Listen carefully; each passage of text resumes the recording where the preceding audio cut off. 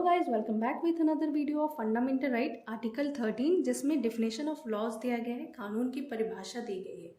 Alright, so first thing that you need to know is जो हमारा fundamental right है वो कब से एग्जिस्ट कर रहा है? जब से हमारे देश का प्रेजेंट कॉन्स्टिट्यूशन एग्जिस्ट कर रहा है। सो बेसिकली आर्टिकल 13 डील करता है प्री कॉन्स्टिट्यूशनल लॉज को, वैसे कानून जो हमारे देश में संविधान लागू होने से पहले एग्जिस्ट कर रहा था।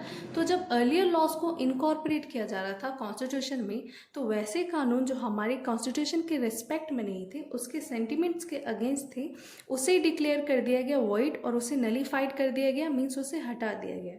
Alright, so first point is law which are formulated by state, कानून जो स्टेट द्वारा बनाए जाते हैं। So basically there are 3 organs of state. First is legislative, जिसे हिंदी में हम विधायिका कहते हैं।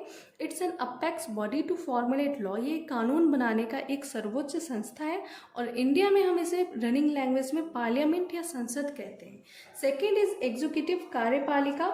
It's an apex body to enact law, ये कानून लागू करने का काम करती है और रनिंग लैंग्वेज में हम इसे गवर्नमेंट या सरकार कहते हैं।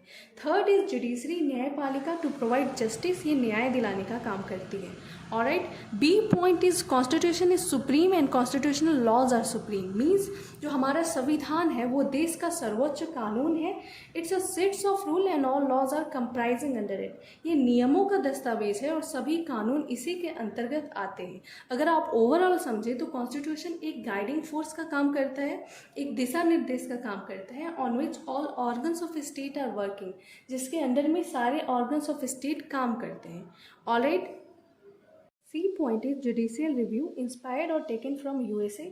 जो जुडिशियल रिव्यू का कंसेप्ट है वो कहाँ से इंस्पायर्ड है? यूएसए से इंस्पायर्ड है। According to which supreme court may review legislative and executive law and in case of violation will declare void और नलीफाइड, मीन्स सर्वोच्च न्यायालय को यह अधिकार है कि वो लेजिस्लेटिव एंड एग्जीक्यूटिव लॉ को रिव्यू कर सकती है and in case of violation it will be declared void और नलीफाइड, उसको टर्मिनेट कर सकती है, हटा सकती है। अब हम देखेंगे आर्टिकल 13 क्लॉज 1, जिसमें डॉक्ट्रिन ऑफ इक्लिप्स दिया गया है, विलय का सिद्धांत दिया गया है। First point is it deals about earlier law which were formulated before the constitution. So basically doctrine of Eclipse deal करता है अर्लियर लॉ को, वैसे कानून जो संविधान लागू होने से पहले बनाए गए थे। B point is any law which is inconsistent to the constitution will be nullified to the extent of violation, not the entire law. जो वैसे कानून जो संविधान के रिस्पेक्ट में नहीं है, जो इनकंसिस्टेंट है, उसे नलीफाइड कर दिया जाएगा to the extent of violation. For example, from 1935 government of India act 200 articles incorporated as it is in the constitution. 1935 का जो गवर्नमेंट ऑफ इंडिया एक्ट था उसमें से 200 आर्टिकल्स को इनकॉर्पोरेट किया गया था as it is in the constitution.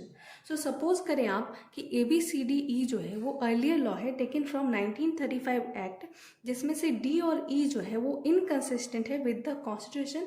तो जब न्यू कॉन्स्टिट्यूशन बनेगा उसमें से D और E को टर्मिनेट कर दिया जाएगा, हटा दिया जाएगा। ऑलराइट, अब हम देखेंगे आर्टिकल 13 क्लॉज 2, जो डॉक्ट्रिन ऑफ सेवरेबिलिटी को डील करता है। इसमें रिप्लेसमेंट और सेपरेशन ऑफ इनकंसिस्टेंट लॉ दिया गया है, मीन्स अगर ABCDE लॉ है और CDE जो है वो इनकंसिस्टेंट है विद द कॉन्स्टिट्यूशन, तो इसको सेपरेट करके रिप्लेस कर दिया जाएगा दूसरी जगह।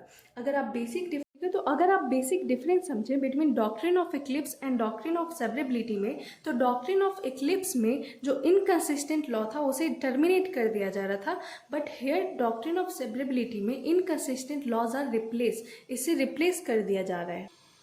For example article 19F and article 31 right to property, fundamental right. तो पहले राइट टू प्रॉपर्टी एक फंडामेंटल राइट था, but by 44th constitutional amendment act of 1978 में जो 44वां संविधान संशोधन हुआ था, राइट टू प्रॉपर्टी को रिप्लेस कर दिया गया था आर्टिकल 300A में। So earlier it was a fundamental right, right now it's a legal and constitutional right, तो इसे रिप्लेस कर दिया गया। तो अगर हम हिस्टोरिकल बैकग्राउंड समझे तो लैंड रिफॉर्म बिल इनिशिएटेड, जिसमें डिस्ट्रीब्यूशन ऑफ लैंड की बात की गई थी.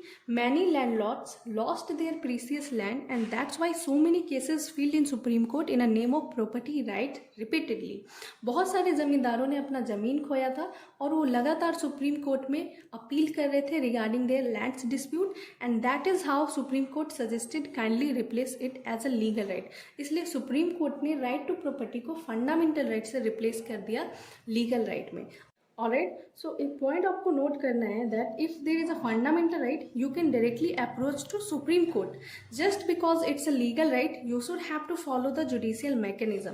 Means in case of fundamental right हम डायरेक्टली सुप्रीम कोर्ट में अपील कर सकते हैं, but in case of legal right you should have to follow the judicial mechanism.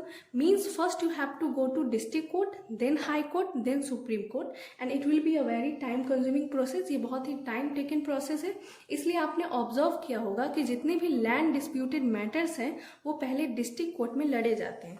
Alright, so reason for the replacement is very clear. First, to restrict the misuse of constitutional laws. Second, to restrict frivolous cases in the Supreme court just to save mind, brain, time and energy of the Supreme Court. So Supreme court में लगातार cases file किए जा रहे थे और इसी को रोकने के लिए सुप्रीम कोर्ट ने राइट टू प्रॉपर्टी को फंडामेंटल राइट से रिप्लेस कर दिया लीगल राइट में. ऑलराइट, तो यहाँ पे हमारा आर्टिकल 13 खत्म होता है. मिलते हैं हम अपने नेक्स्ट वीडियो में. तब तक के लिए जय हिंद. थैंक